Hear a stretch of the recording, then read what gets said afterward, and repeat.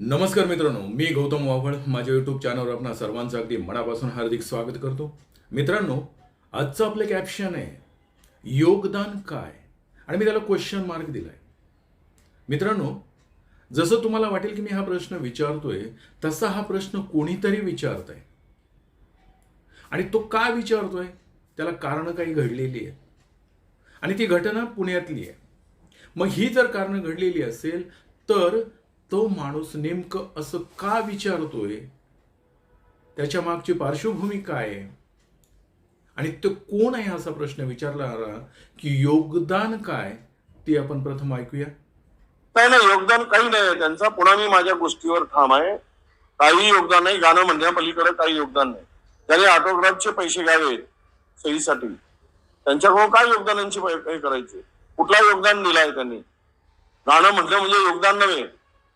आणि लोकांची सेवा कुठे असेल तर ते योगदान होईल. ऐकलं? हे आहेत विजय वडेट्टीवार, आणि यांनी हा प्रश्न उपस्थित केलाय की यांचं योगदान काय. आणि मित्रांनो, असं का म्हटलंय? याचा अर्थ योगदान म्हणजे दुसरं तिसरं काही नसून मदत, किंवा आपण एखाद्या कार्यक्रमामध्ये जर आपला त्यामध्ये सहभाग असेल, आपलं त्यामध्ये कॉन्ट्रीब्युशन काय आहे, की मी त्या कार्यक्रमामध्ये माझं स्वतःचं कॉन्ट्रीब्युशन, मी त्यामध्ये सेवा केली, श्रमदान केलं, आर्थिक मदत केली, की नेमकं काय केलं, याला आपण योगदान असं म्हणतो किंवा सेवाभाव असं म्हणतो. आणि मित्रांनो, हे म्हणण्यामागे कारण असं घडले की पुण्यामध्ये एक दीनानाथ रुग्णालय आहे, आणि या दीनानाथ रुग्णालयामध्ये एक महिलेचा मृत्यू होतोय. तो कशा पद्धतीनं होतोय, आणि ते रुग्णालय कशा पद्धतीनं त्या पेशंटची किंवा त्या नातेवाईकांची हेळसांड करतंय, त्यांना कसं थांबवतंय, हे सर्व जर आपण बघितलं तर मग यांनी जो प्रश्न विचारलाय की या कुटुंबाचं योगदान काय आहे. मग त्यावर तुम्हाला तर माहितीच आहे की काहीही झालं की राजकीय क्षेत्रामध्ये काही बाजूनी प्रतिक्रिया येतील तर काही विरोधी प्रतिक्रिया येतील. जसे हे विजय वडेट्टीवार त्यांच्या विरोधी प्रतिक्रिया देत आहेत, त्याच पद्धतीनं दुसरे एक नेते म्हणजे अजितदादा पवार हे त्या कुटुंबियाच्या बाजूनं प्रतिक्रिया देत आहेत. आणि ते मंगेशकर कुटुंबियांचं योगदान जगाला माहिती, भारताला नाही जगाला माहिती आहे. कुटुंबीय कोण आहे तर मंगेशकर कुटुंबीय. हे तुम्ही फोटो जे पाहताय ना, हे मंगेशकर कुटुंब, आणि त्याच्यामध्ये प्रामुख्याने जर तुम्ही बघत असाल तर त्यामध्ये लता मंगेशकर दिसत आहेत तुम्हाला, आशा भोसले दिसतील. म्हणजे ही 5 भावंड आहेत. यांनी काय केलंय की स्वतःच्या वडिलांच्या नावाने रुग्णालय केले, आणि ते रुग्णालय ज्या मंडळींनी त्या ठिकाणी त्यांना जागा दिली आहे, दान केली आहे, त्या ठिकाणी ते रुग्णालय बांधले. आणि मित्रांनो, हा जो काही प्रश्न आहे की तुमचं कॉन्ट्रीब्युशन काय, तर सेवाभाव आपल्या समाजामध्ये विविध क्षेत्रामध्ये, म्हणजे शैक्षणिक क्षेत्र असेल, वैद्यकीय क्षेत्र असेल, किंवा समाजसेवा क्षेत्र असेल, काहीही असो, त्या क्षेत्रामध्ये जर मला काम करायचं असेल तर ते काम मला सेवाभावाने करायचंय, किंवा मला चॅरिटी, त्याला एक नाव, गोंडस नाव आहे चॅरिटी, आणि त्याचं रजिस्ट्रेशन धर्मदाय आयुक्ताकडे केलं जातं. आणि मग मला शिक्षण क्षेत्रामध्ये, वैद्यकीय क्षेत्रामध्ये, किंवा समाजसेवा म्हणून मला काम करायचं, त्यासाठी त्याचं रजिस्ट्रेशन केलं जातं. आणि ती जी काही टीम असते, ती जी काही बॉडी असते, ती समाजामध्ये काम करत असते, परंतु ज्या हेतूनं ते रजिस्ट्रेशन केलेलं असतं तो हेतू ते साध्य करतायत का. आणि हे जर उदाहरण आता बघितलं तर हे रुग्णालय सुद्धा चॅरिटीच्या अंडर येतं, परंतु यांच्याकडे जे काही बातम्या आपण बघितल्या, आणि त्या बातम्या जर बघितल्यानंतर आपल्या लक्षात येईल की सेवाभाव तर इथे कुठे दिसायलाच तयार नाहीये. सेवाभावाच्या खाली किंवा सेवाभावाच्या अडून इथे लोकांची लूट करायचा प्रयत्न केला जातोय. आणि हे धर्मदाय आयुक्ताकडे ज्यावेळेस रजिस्ट्रेशन करतात त्यावेळेस आम्हाला लोकांची सेवा करण्यासाठी रुग्णालय बांधायचंय. आणि शासनाचं बरोबर आहे, सरकारी जे रुग्णालय असतात त्यामध्ये मोफत सुविधा दिल्या जातात, आणि तशाच सुविधा काही चॅरिटीची लोक काम करतील किंवा त्यांचं स्वतःचं संघटन करेल या नावाखाली ते त्यांना रजिस्ट्रेशन देतं किंवा त्यांना त्या अथॉरिटी देतं.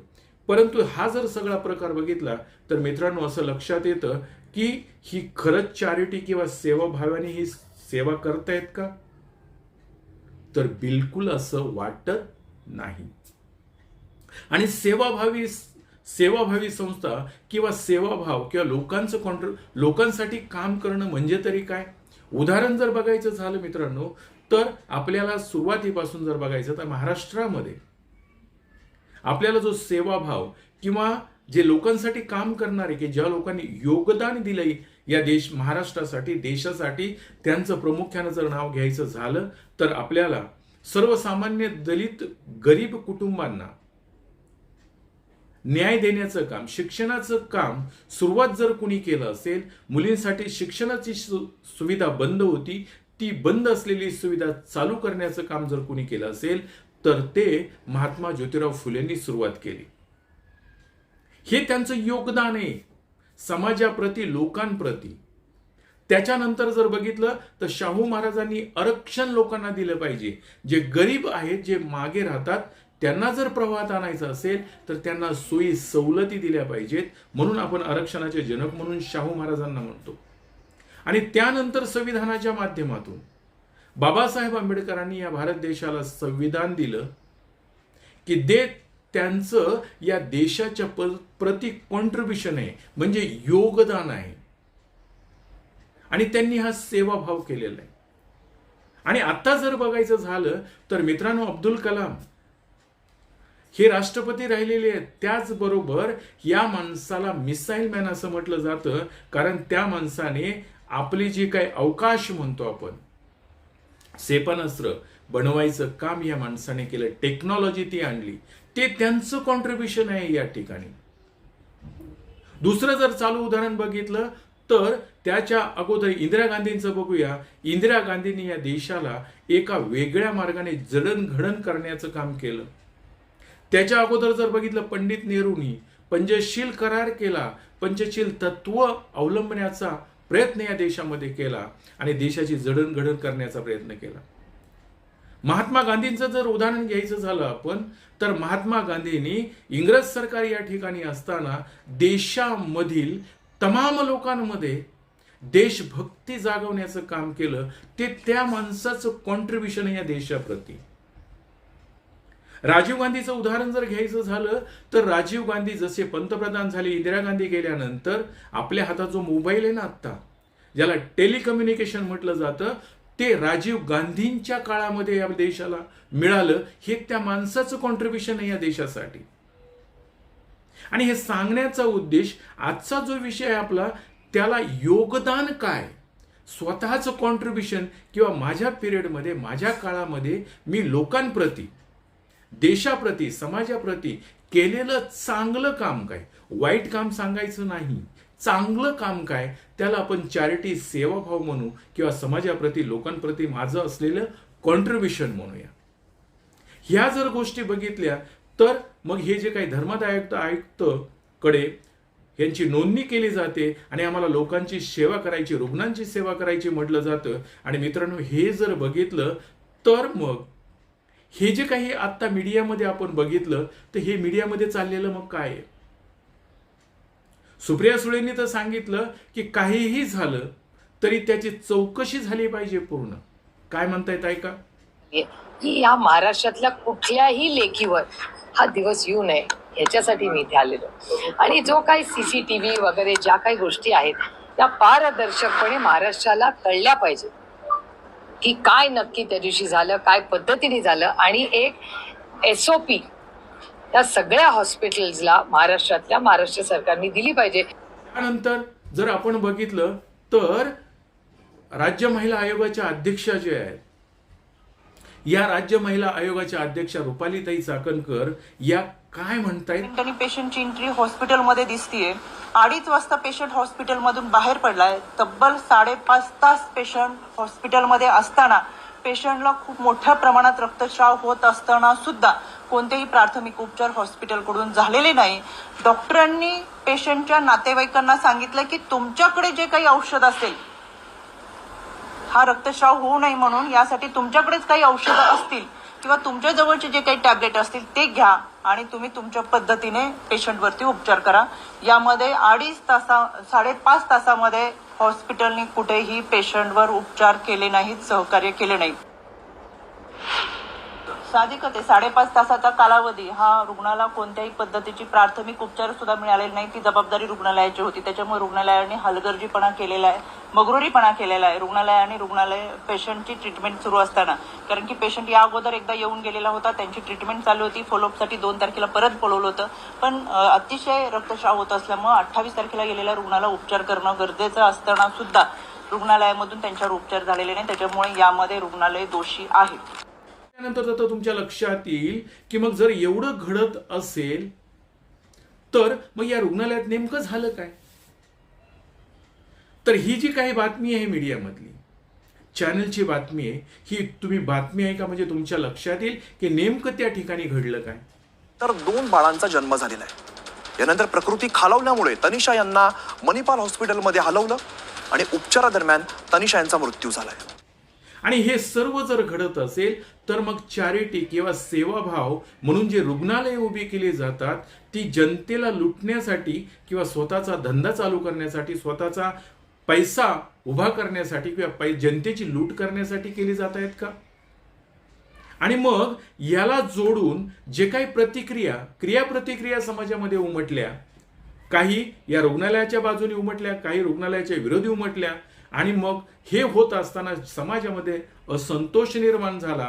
लोकांनी त्या ठिकाणी आंदोलनं करायला सुरुवात केली. लोकांनी त्या रुग्णालयाच्या विरोधामध्ये घोषणाबाजी करायला सुरुवात केली किंवा त्यामध्ये प्रतिक्रिया द्यायला सुरुवात केली. आणि ज्यावेळेस आंदोलनं चालू झाली, ज्यावेळेस त्या ठिकाणी त्या रुग्णालयाच्या बाबतीमध्ये लोकांमध्ये असंतोष निर्माण झाला, तिथे गर्दी वाढायला लागली. आणि मग आपल्याला माहीतच आहे कायदा आणि सुव्यवस्थेचा प्रश्न निर्माण होईल म्हणून पुणे पोलिसांनी त्या ठिकाणी 163 कलम लागू केलं 19 एप्रिल 2025 पर्यंत. आणि त्याचं गोंडस कारण काय दिलं की या ठिकाणी येणाऱ्या लोकांना, जी लोक आंदोलनं मोर्चे करतायत, तिथे घोषणाबाजी करतायत, त्याचा रुग्णाला त्रास होतो, त्याच्या नातेवाईकांना त्रास होतो, म्हणून आम्ही हे कलम लागू केलं, जमावबंदी कलम लागू केलं. पण त्या अगोदर या रुग्णालयाने जे काही कारभार करून ठेवलाय याकडे कसं पाहायचंय, मग याचा निषेध कसा नोंदवायचा आहे. परंतु मित्रांनो, एवढंच की काय, पण हे रुग्णालय चालवणारी जी मंडळी आहेत किंवा ते रुग्णालयाचे जे प्रमुख आहेत, हे या चॅरिटीच्या नावाखाली स्वतःचा कसा फायदा करून घेत आहेत हे विजय वडेट्टीवार यांनी खूप चांगल्या प्रकारे लोकांना समजून सांगितलंय. आणि यांचं कुठल्याही पद्धतीचं काहीही झालं तर यांचं देशाप्रती काही कॉन्ट्रीब्युशन नाहीये. ते स्पष्ट सांगतायत की गाणं गाण्यासाठी यांनी पैसे घेऊन गाणं गायले, ऑटोग्राफ देण्यासाठी सुद्धा हे पैसे घेत होते. मग ह्यांचं कॉन्ट्रीब्युशन समाजाप्रती काय आहे. आणि त्यांनी तर दुसरी 2-3 उदाहरणं अशी दिली आहेत की आमटे कुटुंबियांना ज्यावेळेस त्यांच्यावर कॅन्सरसाठी उपचार करायचे होते आणि ते उपचार करताना यांनी त्यांच्याकडे पैसे मागितले. हे या बाकीच्या मंडळींना तर पैसे मागतातच, फुकट कोणावरही उपचार करत नाहीयेत. मात्र धर्मदाय आयुक्ताकडे मात्र यांचं चॅरिटी किंवा सेवा म्हणून यांचं रजिस्ट्रेशन असतं. सर्वसामान्य लोकांची सेवा करण्यासाठी आम्ही केलंय. परंतु अशा जे समाजसेवक आहेत, जे नावाजलेले आहेत, जे जनतेसाठी झटतायत, अशा माणसांना सुद्धा सोडत नाहीत. त्यांच्याकडून सुद्धा उपचाराच्या नाही पण औषधाच्या नावाखाली हे पैसे गोळा घेत आहेत.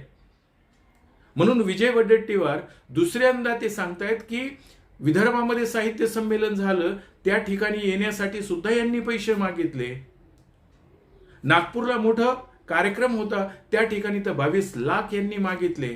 म्हणजे कोणतंही काम, मग ते सामाजिक असेल, कुठलंही काम असेल, हे पैसे घेतल्याशिवाय जर करत नसतील तर मग त्यांचं योगदान काय. आणि मित्रांनो, ते जर खरंच असं म्हणत असतील तर मग खरंच पैसे घेऊन काम करणं त्याला योगदान म्हणायचं का, पैसे देऊन काम करणं त्याला योगदान म्हणायचं, की लोकांकडून पैसे घेऊन काम करणं त्याला योगदान म्हणायचं. आणि विजय वडेट्टीवारांनी जो काही प्रश्न उपस्थित केलाय, विजय वडेट्टीवार यांनी प्रश्न उपस्थित केलाय आणि ते त्यांच्या मतावर ठाम आहेत की लुटारूंची टोळी आहे, चॅरिटीच्या नावाखाली हे लुटतायत लोकांना आणि याच्यावर कडक ऍक्शन झाली पाहिजे. काय ऍक्शन होईल माहीत नाहीये, परंतु योगदान मग खरंच या कुटुंबियाचं, मग त्यांनी गाण्याच्या आता लता मंगेशकर जे होत्या त्या गायक होत्या, म्हणजे जगामध्ये त्यांचं नाव आहे, देशामध्ये नाव आहे, आशा भोसलेंचं जगामध्ये नाव आहे, देशामध्ये नाव आहे, परंतु समाजाप्रती कॉन्ट्रीब्युशन नाही असं म्हणणं जे काही हे व्यक्ती म्हणतायत की त्यांचं कॉन्ट्रीब्युशन नाहीच आहे. मित्रांनो, तुम्हाला काय वाटतंय? खरंच त्यांचं कॉन्ट्रीब्युशन आहे की नाही? जर त्यांचं कॉन्ट्रीब्युशन नसेल तर मला पुन्हा एकदा एक सांगायचं आहे की ज्या मंडळींनी चॅरिटीच्या नावाने, चॅरिटी म्हणजे सेवा करण्यासाठी हे कुटुंब एक दवाखाना या ठिकाणी ओपन करतंय आणि तो दवाखाना ओपन करत असताना ज्या मंडळींनी त्यांना जागा दिली, ज्यावेळेस ते दवाखाना बांधण्यासाठी फ्री जागा दिली, ती जागेचा ज्या माणसाने ती जागा दिली त्या माणसाकडून सुद्धा ज्यावेळेस तो ऍडमिट झाला दवाखान्यामध्ये त्याच्याकडून सुद्धा ह्यांनी पैसे घेतले, त्याला सुद्धा फ्री सोडलं नाही. आणि जर मग असं असेल, ज्या माणसाने एवढी महागा मोलाची जागा सेवा भाव म्हणून स्वतः या कुटुंबियांना दिली किंवा ते रुग्णालय बांधायला दिली, त्या माणसाला सुद्धा हे जर पैसे घेतल्याशिवाय त्यावर उपचार करत नसतील तर मग खरंच यांचं कॉन्ट्रीब्युशन या मंडळींचं आहे का? त्या माणसाने तर दिलेलंच आहे कॉन्ट्रीब्युशन, स्वतःची जागा दान केली त्यांच्यासाठी. आणि जर असं असेल तर मग हे जे काही वडेट्टीवार बोलतायत यांच्या म्हणण्याला तुम्ही सहभागी आहात का? की हे कुटुंबीय हे फक्त उदाहरण आहे.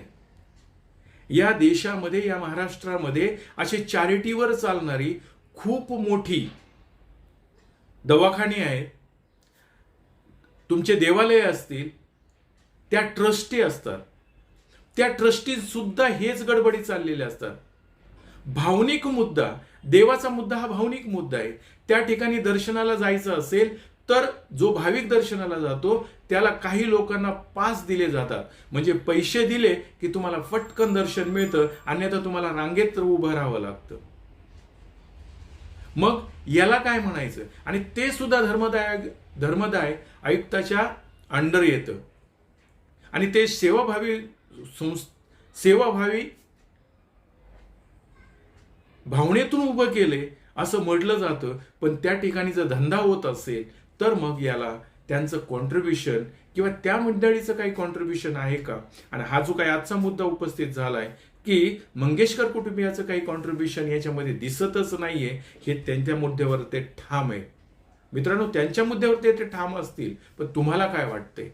हे जे काही आपण बघितलं आपल्या डोळ्यांनी आणि कानाने ऐकलं त्यावर आपण सुद्धा जजमेंट केलं पाहिजे की कोणता मुद्दा खरा आहे, कोणता खोटा आहे, आणि त्यावर आपलं मत व्यक्त केलं पाहिजे.